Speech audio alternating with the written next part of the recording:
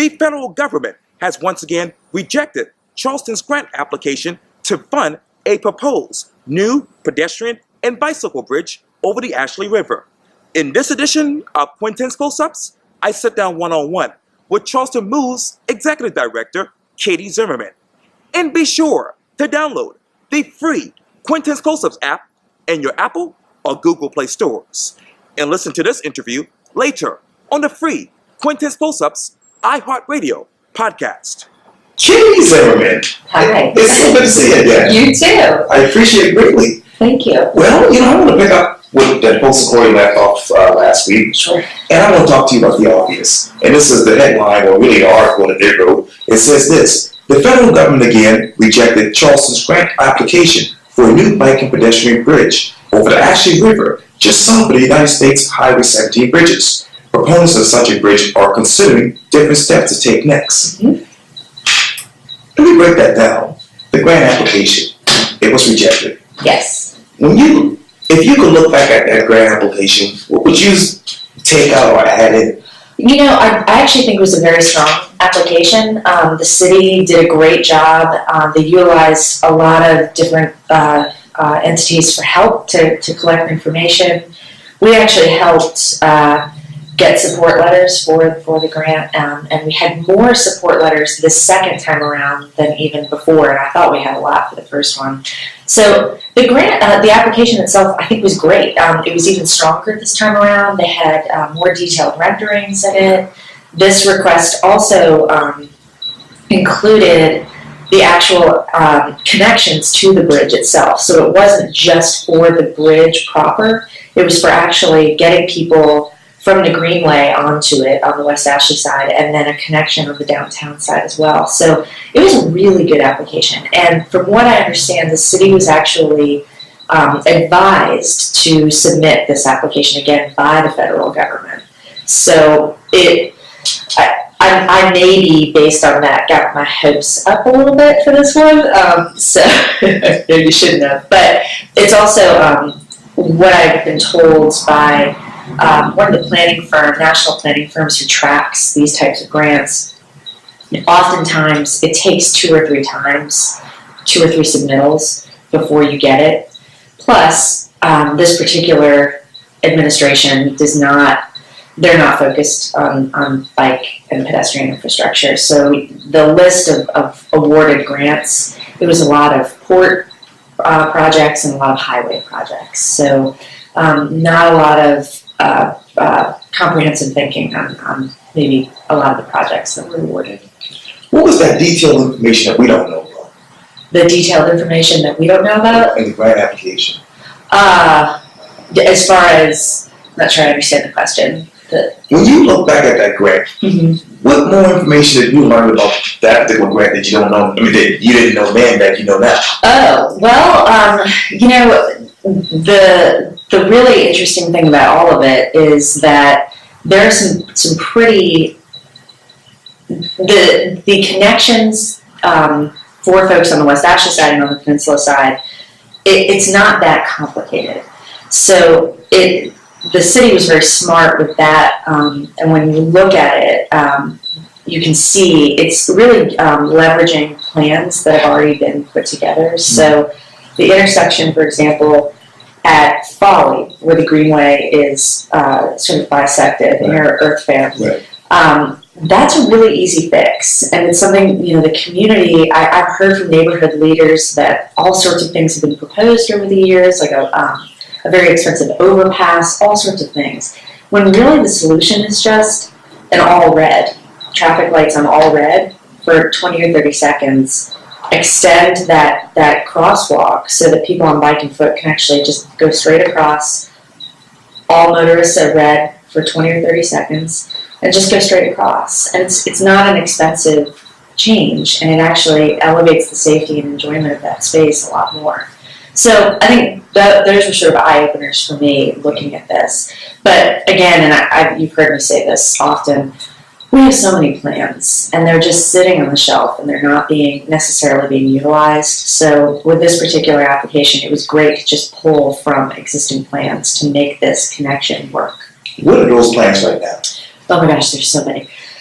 So there's Plan West Ashley, which will also eventually include, when it's complete, the master plan for the West Ashley Greenway and Bikeway.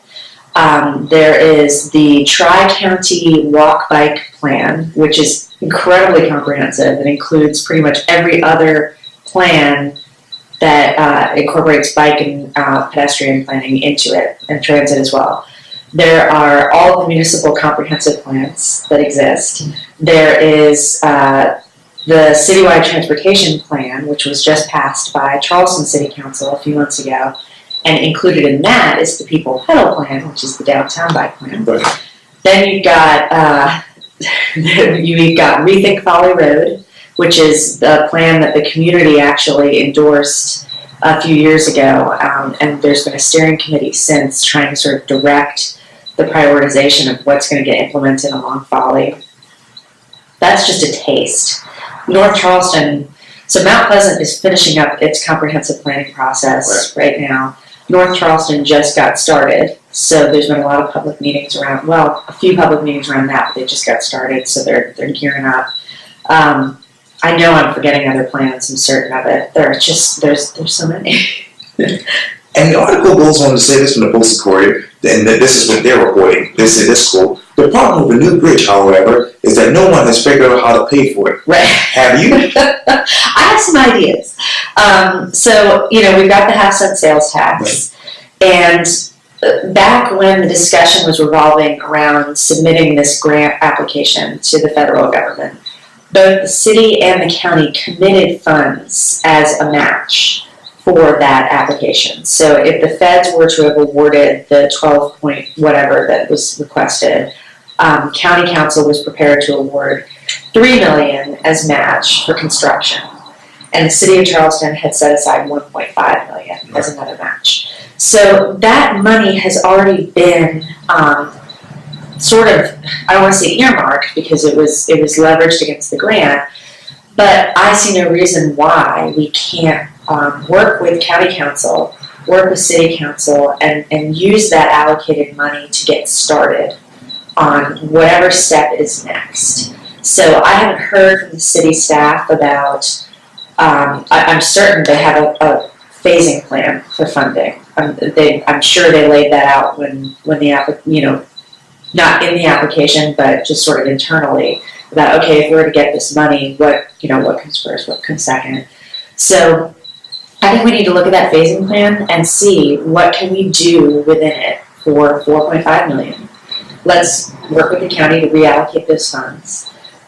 City already allocated them, and let's get started. And then while we're getting started, we can figure out other sources of funding because I'm certain that there are other sources out there. And you talk about Charleston County Council. The Postal Courier reports this: the new bridge, which would cost about $22 million, including the coaches, as you mentioned, is seen as a more politically popular choice than converting an existing lane of traffic on the northbound Highway 17 bridge. Right. That idea, as you know, was studied but ultimately rejected by Charleston County Council because of the resultant delay during morning rush hour. Right. Yep. If you could go back to Charleston County Council now, what would you say? I recognize that there are several members of county council who just don't find that lane conversion palatable. So I prefer to move forward on this.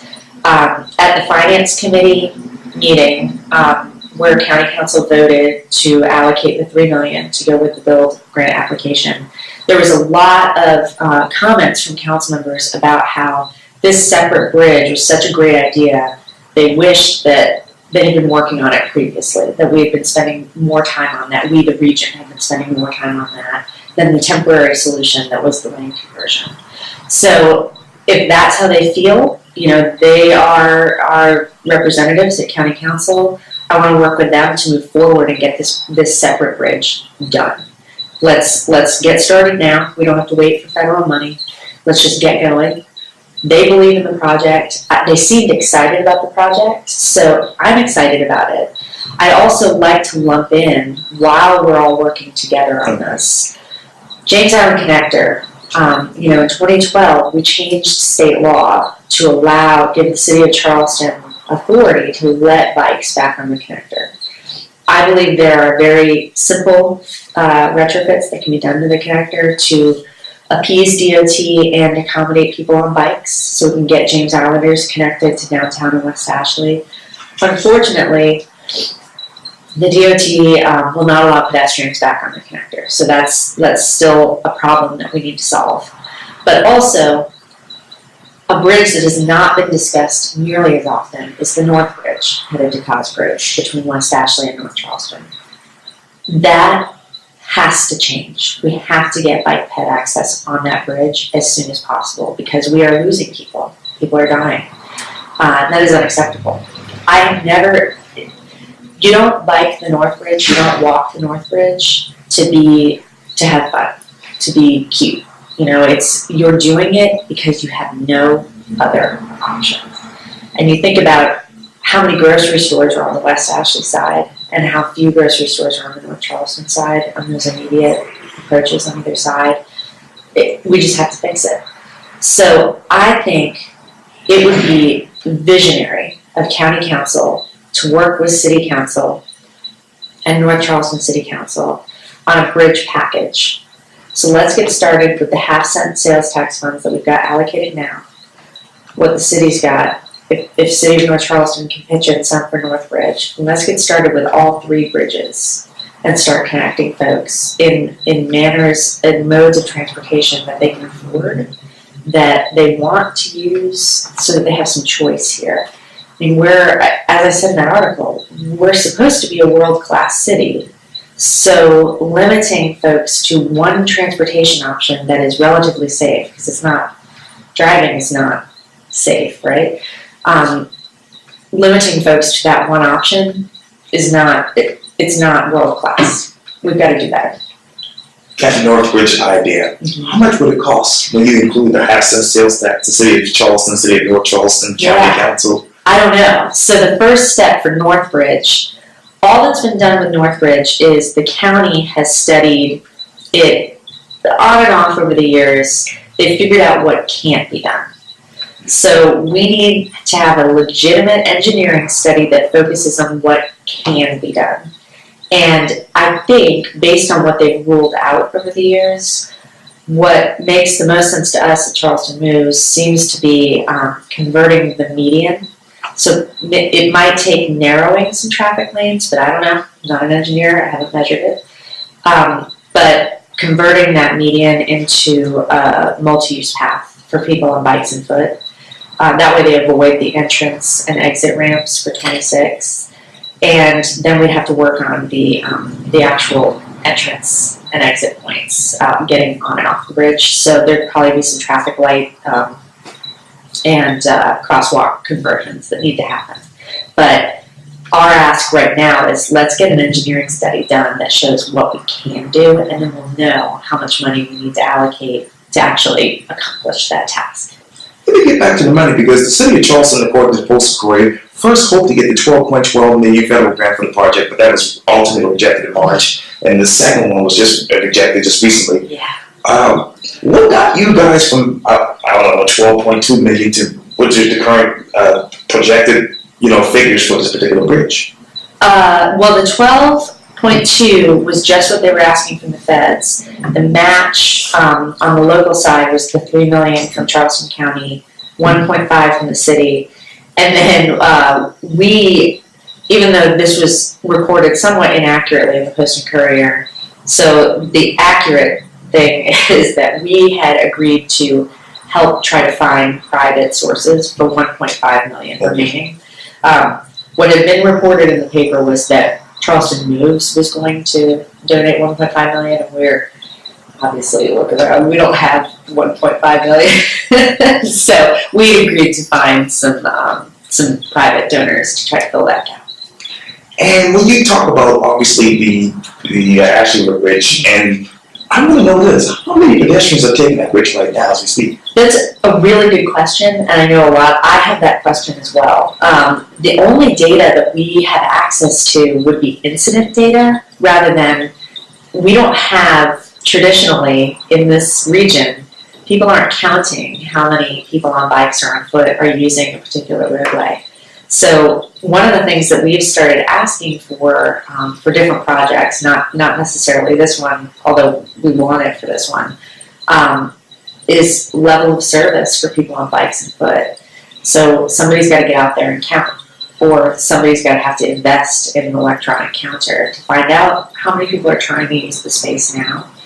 We've delved into that a little bit at Charleston Moves, working with, there's a wonderful College of Charleston professor in the public health department. Okay. She came from Greenville, where she did bike ped counts for the Swamp Rabbit Trail and other routes. So we have worked with her. She's identified ways for volunteers and students to be trained to go out and count. So we've done a little bit of that. The college's Office of Sustainability has also, they've led on some bike ped counts as well. So that was a really long way of saying we don't have it for the Ashley River Bridge, unfortunately. But we're starting to get it at certain intersections, so we can at least use it there. I think we have it for the Ravenel, updated numbers for Wonders Way on Ravenel Bridge, which, I mean, everybody, even before the bike ped count, knew it was heavily used. We've got it for the intersection of Calhoun and St. Phillips. I think she did some counts down at the site, the current path that's under 26, that's adjacent to where the future low line will go. And then she did some counts on the West Ashley Greenway as well. So we're starting to get that data, but it's severely lacking, severely. Where's the data for the North Bridge? Don't have it. Nobody's counted. Okay. It's interesting. I've noticed that I have gone over the North Bridge in an Uber for a bunch of meetings over the past 2 weeks, and every single time I've gone over it, there's been somebody biking in that. It's not even a median. It's it's a median, but it's got the bollards sticking up, and folks are biking on it, and it's terrifying. And you know that they don't have another choice. Until you all will get this grant approved, what should people do right now for safety reasons? Oh, for safety reasons. Well, I don't know that people are able to not everybody can make a choice based on safety, because they have to get to their jobs and they can't afford a car.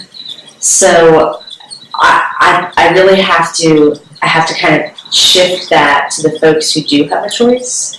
So if you are driving and you see someone, I'll give an example, a really awful example from what happened on the North Bridge a few months ago, where a man was hit and killed on his bike, and he was just trying to get to work. Apparently, from what I understand, he was riding his bike on the median. There was a driver who was in the far left lane, who closest to the median, behind him, who saw the cyclist wobble. And my recommendation in that instance would have been for the driver to move into the far right lane and get away from the cyclist. Because the man on the bike had to get to work. He didn't have another option to get to work that morning.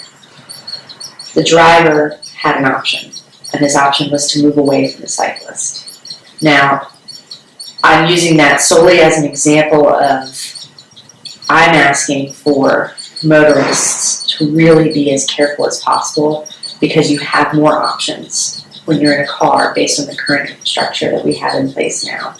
I'm not blaming anybody about what happened, but that's the simplest example I can think of for folks to just really, really pay attention to vulnerable road users, people on bike and foot, people who are waiting for the bus, kids who are playing on the sidewalk.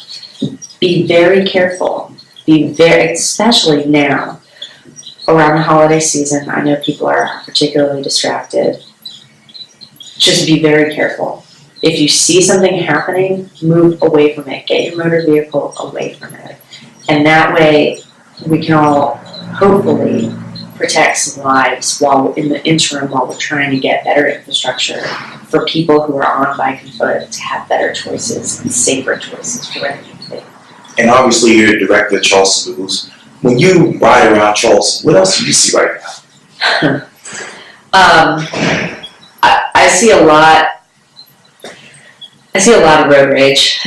There's so much road rage, and it's interesting. And we had a really good meeting recently with the chief of police for the city of Charleston, and we were kind of talking about. The example I gave him is there's a 4-way stop that I reach every morning when I'm biking into work. And when I stop at that stop sign, it's my turn, right? I have to stop and look. Inevitably, always, the driver who's behind me either gently tries to shove me out of the way or not so gently shoves me out of the way. It takes advantage of the fact that I'm stopped. And that is becoming more and more commonplace. And I hear a lot of this discussion around, well, people should follow the law. And I'm noticing more and more this rush to get someplace, even when you're in a car. And it's one of those things where it's really important that everybody follow the law. Instead of pointing fingers at one particular group of road users, I want to make a plea to folks to really, if the stop sign, if it's a 4-way stop, in my example, the cyclist in front of you stops, you wait for them to go, and then you have to stop as well. That's not an opportunity to shove a cyclist out of the way.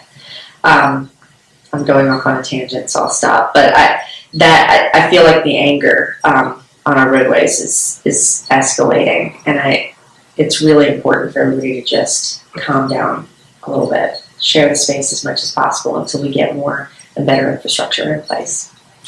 Katie Zimmerman, thank you so much for your time. I really, really appreciate this. Thank you so much. I appreciate it too. Anytime. Thanks, Quintin. Yeah, you're welcome.